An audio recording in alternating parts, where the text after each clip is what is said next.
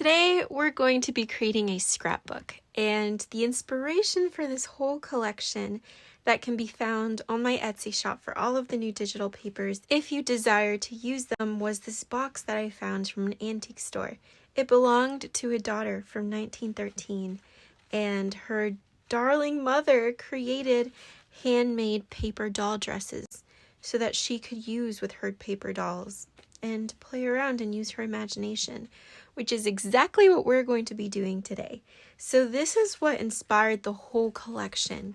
And I started thinking, what else would mother also have in her craft room, in her desk, in her journal? So today we're going to be creating a scrapbook in the easiest way possible, using a piece of paper that has the cover already done for you, and it already has the folding line. It's a really beautiful and meaningful project that all started with a box that I found from the antique store. And you'll see throughout the video how I use those authentic pieces to create some of the ephemera that we're going to be using to decorate the scrapbook. So I have my cover pretty much made. I printed it double-sided this time. I remembered. This is my cover, which I'm going to set aside as we choose the inside pages. These are from the antique scrapbook digital kit. I designed it so that it looked like a real scrapbook, and someone already did a little bit of journaling on there, but you also have plenty of space to make it your own. And I tried to keep it as personal to the theme as possible, but also enough space so that we can all customize it. Now, all of these pages thankfully are double-sided this time, as I always waste so much time gluing a background paper to the front paper that I want to use. And this time I decided to create also a vintage, like antique paper background kit, and then you print those beautiful aged vintage papers on the back. And they work beautifully with any kit that you want to use in that antique or vintage style. So these are the pages that I'm going to be using, and I cannot wait. And for this one, I wanted to create the effect of a diary. What kind of things would people have in their diaries? Fabrics, envelopes, letters, documents, postcards, a little swatch of sewing that they did, some wallpaper or linen as a page. And then also this beautiful image is what I imagined where the darling mother lived. So of course, in this imaginary world that we're creating, the mother is Rosabella's mom. However, you can use this and alter it to fit your story. And along with the imagery papers, I also have some decorative papers. And I wanted to create a different color palette this time that is completely different to Rosabella. You can see that the colors are a little bit different than the previous kits, and I love them. I'm starting to fold the individual pages right in the center so that we can create one of the little signatures that go into the scrapbook. A floral napkin from my local market. You just take your paper and fold it in half. And in a matter of seconds, I have 5 of my pages ready to be included in my scrapbook. If you have a page like this, that is typically just landscape and there's no middle where you can fold it, you can cut it apart to create a different spread. However, I love folding it in half, and look at how magical this page looks. It's like you have a painting on the paper. And if the script bothers you, you can always add just some blank paper right at the bottom. On the blank pages, I will be adding pockets. Oh my gosh, this is probably one of my favorite, if not my favorite page. I love the font, the fabric samples, and a pocket full of memories. This gorgeous envelope, it's an antique envelope that I had, and then I added or included a little letter for you guys and some dried flowers. So you can actually write down and journal on your letter inside of your envelope any memory that you want to document. So cute and so much fun. Now you have to arrange them in the order that you want them to be seen when you open your scrapbook. A nice little tip, if you want more of a vintage look and also not to have that much bulk on your pages, I printed this beautiful paper from the diary page set on cotton resume paper. So it's very thin, as you can see, but it has the texture of old paper. You can add more sheets of this weight and quality into your signature as opposed to just plain cardstock. Now the cardstock, obviously, it's a lot thicker. And if you're trying to stitch on a lot of fabric, pockets, ephemera, then your best bet is to go with the cardstock. But if you're just trying to add filler paper or writing space, use a thinner paper. Has more of a vintage feel, and you get to put more pages in your journal this way, which is always a bonus. So I just trimmed off the edges just a little bit, as you can see, very, very small little strips. And now all of my papers fit perfectly. So now I'm going to add some decorative papers on the inside of the front cover and the inside of the back cover. And I'm mimicking antique books, as they tend to have decorative end papers. Scrapbooks tend to not be this luxurious, but I want to create the scrapbook of my dreams right now. And I'm going to be using this wallpaper on the inside. So I'm just going to apply some glue and glue it right on top. Now that I have the inside pages selected, it's time to move on towards selecting the laces, the fabrics, and the ephemera pieces that I want to use inside of my scrapbook. I'm going to go ahead and look into my sewing drawer to see what fabrics go well with the color palette and the theme. And then I'll show you the beautiful ephemera pieces that are completely interactive and so darling, and will hopefully transport you into a world where you can be as creative as you want in your journals or your scrapbooks. This is some lace from one of our fabric bundles that we're going to be having in the shop next week. And I love it because it's the perfect size for the page, and I'm going to use it as a flip, but as a fabric page that also flips. You can stitch anything onto the page. And as you can see, the lace is right here, and it's included in this fabric bundle that is just incredibly beautiful. I am working with the leftovers, the scraps. It adds so much texture, and it makes our scrapbook come to life when you start including vintage pieces of lace and fabric from your stash or from a curated kit, such as this one. Do you see how the lace peeks out from the side? It's so pretty. Such a nice, delicate touch to it.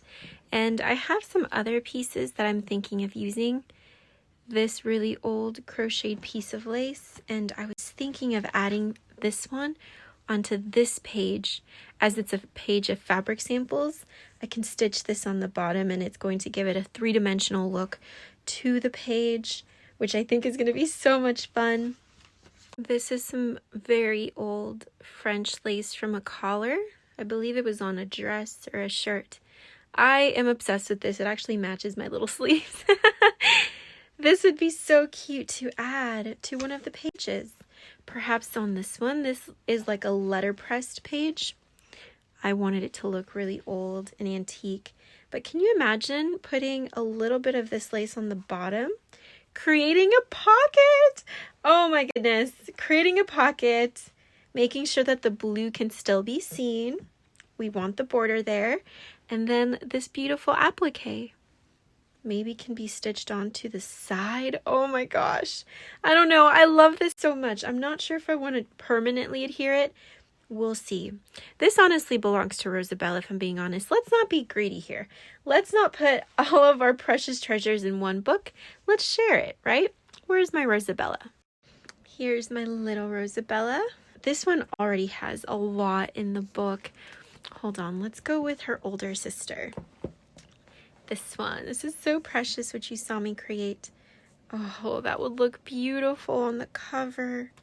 Or even, let's go through the pages. Like, can you imagine? Oh my gosh. Oh my goodness. I think I know. I think I've decided this is going to go here in this little corner with the most elegant little ruffle. I am so happy to share that both of these pieces will be included in some fabric bundles, so you're going to be able to play with the same sweet little applique. I'll just put this in the pocket for now so I don't forget to include that. Stunning! So cute! Oh my gosh, I'm obsessed with my Rosabellas. Their spines Oh, their spines are to die for. Okay, let's not get distracted here. Back to the scrapbook or scrapbook notebook. Definitely start out with a project like this one if you want to experiment with creating a concept journal, or if you just are new to creating journals in general, or if you haven't created one in a while and you want to get back into the groove of it. Start with creating notebooks like these. Single signature books. You can alter them to fit a traveler's notebook or just have them around as little mini journals that you can fill up.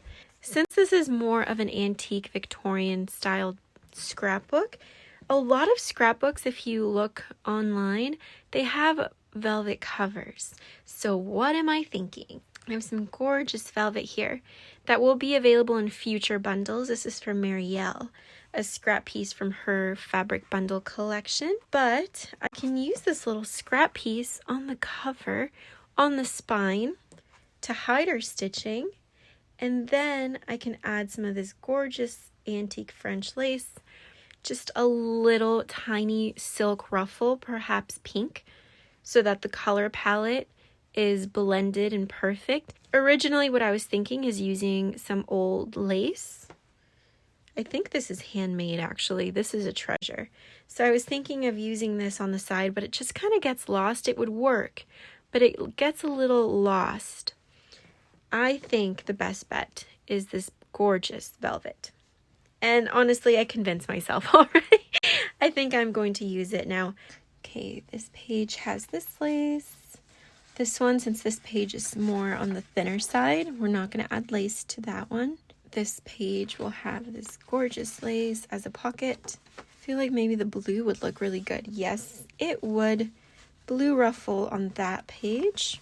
Our fabric page. That's going to be so pretty. I think a ruffle on this would look beautiful, so we're going to add a bottom ruffle. This page I love. Perhaps on the bottom, adding some of this lace as a pocket.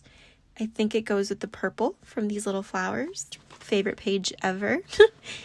We also have to decorate the ephemera, so I could always use the laces that I didn't end up using on the pages to decorate the ephemera.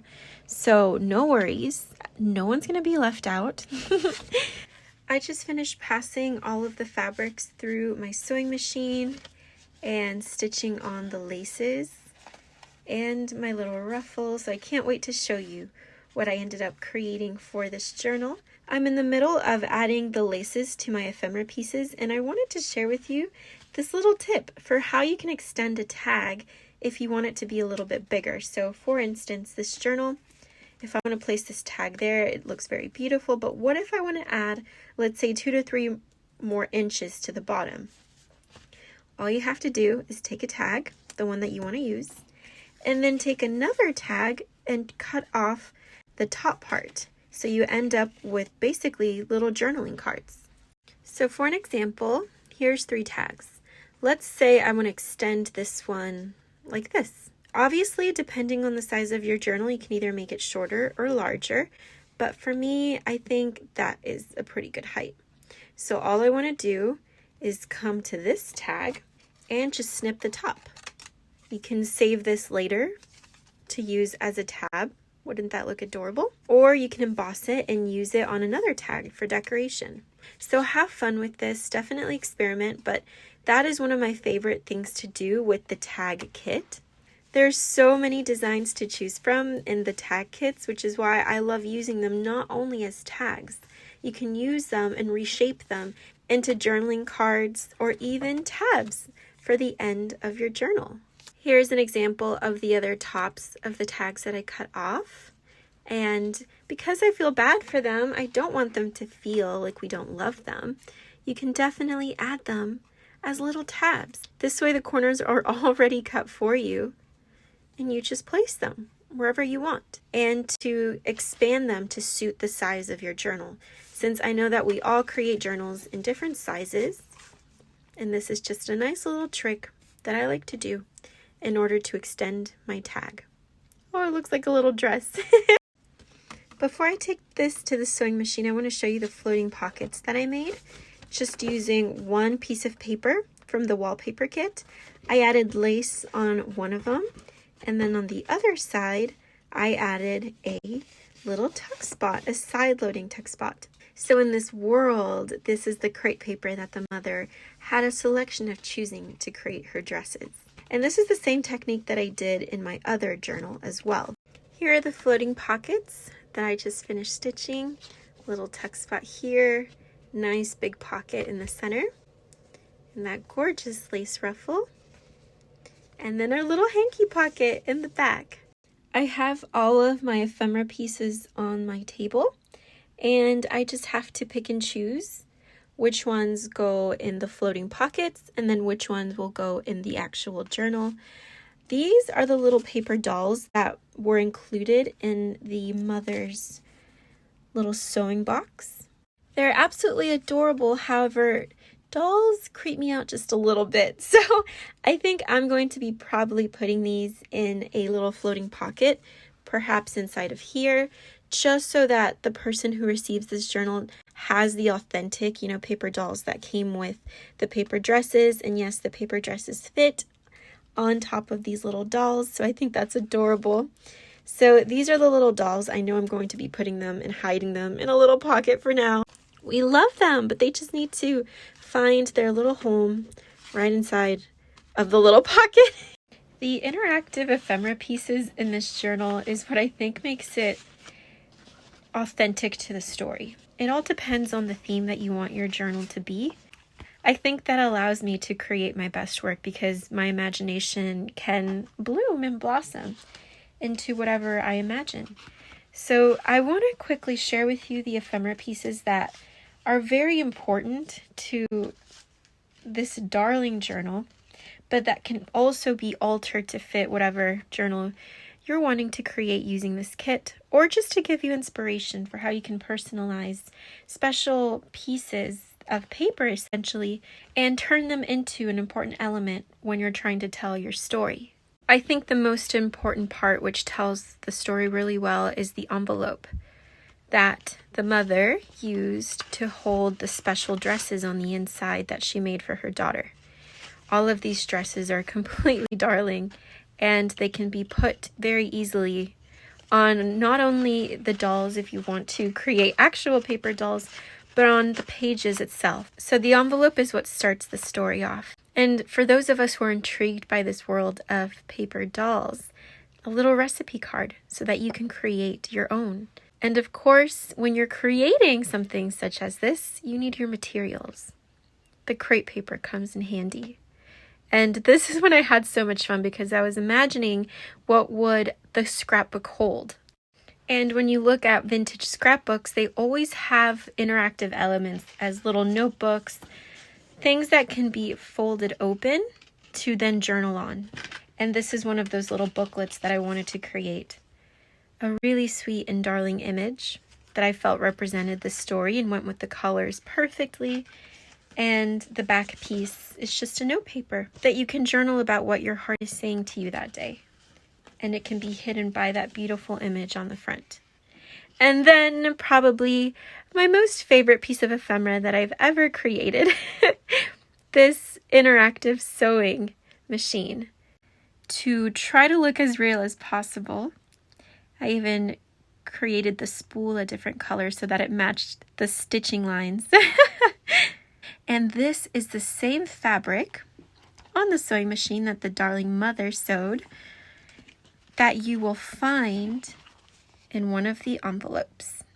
It's the little details such as this that makes the story come to life, and it makes your journaling come to life. Little details like this that make journal making so much fun is what I absolutely adore. And then, of course, I also have this letter. When I was writing this, I teared up a little bit because just the whole concept of the mother and the daughter and the words that are exchanged. Now, this wasn't in the letter. This is one that I created using just my imagination. And I really love the sentiment. So if you want to read it, I'll pause. But I'm definitely going to be reading it and sharing the whole story of everything in the final flip through, which will be shared very soon. I just have to find where these little pieces will start living in the journal, and then the story will be told. And then one of you will be able to write your own story throughout the pages of this journal, this beautiful scrapbook, where we go back in time to 1913, and we imagine a world where a mother and a daughter loved each other so greatly, and a mother's creativity was blooming, her crafts and her treasures. This is a really special project that we're almost close to finishing. Just have to add the final pieces and details. Thank you so much for watching, and I hope that you loved this video and that you're inspired and are excited to see more of the story of this precious scrapbook from 1913.